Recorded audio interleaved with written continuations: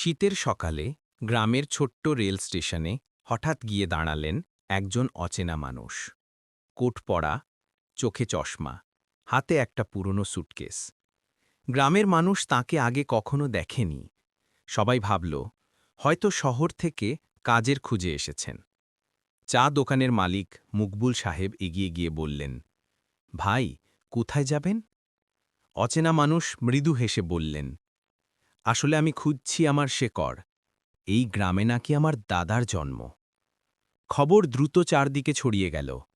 গ্রামের প্রবীণ লোকজন তাকে নিয়ে আলাপ করতে এলেন। জানা গেল, তার দাদা ৪০ বছর আগে এই গ্রাম ছেড়ে শহরে চলে গিয়েছিলেন।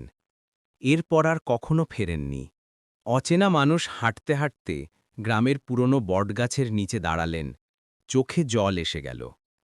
তিনি বললেন, আমার বাবা প্রায়ই এই গাছটার কথা বলতেন এখানে তার শৈশব কেটেছে। গ্রামের লোকজন তখন তাকে ঘরের মতো করে আপন করে নিল।